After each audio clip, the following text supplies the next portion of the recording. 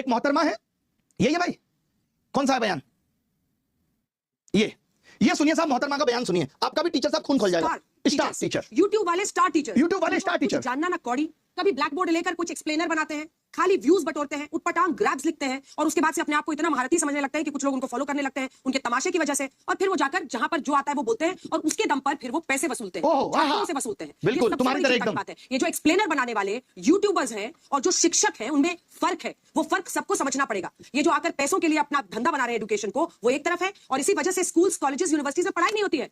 बच्चों से कह दिया जाता है कि भैया तुम कोचिंग सेंटर को ज्वाइन कर लो तभी तुम क्रैक कर पाओगे। ये कैसी व्यवस्था में हम जी रहे हैं? ये बहुत बड़ा सवाल है। आज बहुत बड़ा सवाल किया है मैडम ने कि जो YouTube पे पढ़ा रहे हैं और जो शिक्षक हैं उनमें फर्क है। वही शिक्षक जिन्होंने OSM में कितनी गड़बड़ियां की हैं, उन्हीं शिक्षक की बात हो रही है। YouTube का टीचर हम जैसे तमाम लोग जिन्होंने लोगों को पढ़ा करके सरकार के अंदर भेजा। सोचिए, वो मैडम कह रही है कि फर्क होता है। फर्क मैडम रियल मीडिया और आपके जैसी चाटुकारी मीडिया में भी होता है। पता है आपको, यह समझना पड़ेगा। जिस तरीके से आप कह रही ना व्यूज के लिए, आप TRP के लिए किस तरीके से स्टूडियो के अंदर घमासान कराती हैं वो दुनिया ने देखा है कि कोई लॉजिक नहीं, सिर्फ उलूल जुलूल बातें। ये पत्रकारिता है तुम्हारी, इसको नंबर मिलने चाहिए। ये पत्रकारिता है। ये देखिए, झालमुड़ी सिर्फ एक स्ट्रीट फूड नहीं है, ये इमोशन है। ये इमोशन है झालमुड़ी, ओए होए, एक जज्बात है। गजब पत्रकारिता करती हैं। गलियों की आवाज है, रेलवे पटरी की हलचल है, गंगा किनारे की हलचल के साथ घुला हुआ स्वाद है, जिसमें सरसों के तेल की तीखी खुशबू, हाय हाय, सरसों की तेल की तीखी खुशबू, चटपटाहट, उसी की सुंदरता है साहब। एक ऐसी कहानी बनाते हैं जो हर बंगाली के दिल में बस जाती है। जो आपने पोएट्री चिपकाई है ना, कसम से मजा आ गया।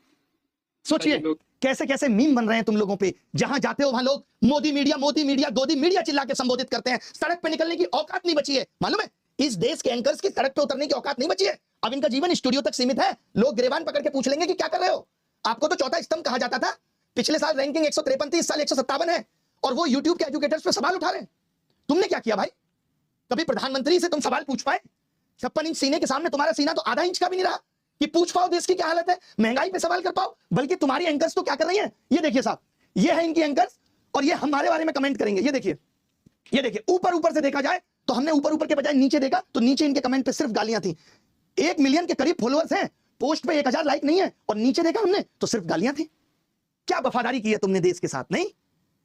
कितने पेपर पिछले 7 साल में लीक हुए, 80 से भी ज्यादा पेपर, और कितने तुमने अपने स्टूडियो में लोगों को बुलाकर सवाल पूछे। तुम्हें सिर्फ TRP चाहिए, इसीलिए 4 प्रवक्ता बिठा लिए। आज क्या हो रहा है? पहले एक चाहत थी कि मीडिया आवाज उठाएगा, अब क्या उठाएगा मीडिया? आवाज खाक उठाएगा। देखिए मैडम ने आवाज उठाई, और किस तरीके की आवाज उठाई मैडम ने कहा ये टीचर्स, मालूम क्यों? क्योंकि ये टीचर्स आप लोगों की आवाज बन रहे हैं। इनको आपत्ति है कि ये क्यों शिक्षक आवाज उठा रहे हैं।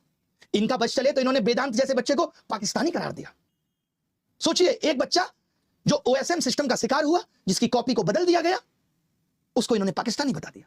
आज आप देश में सवाल पूछेंगे तो आपको राष्ट्र विरोधी घोषित कर दिया जाए, और कुछ भी नहीं है इसके अलावा।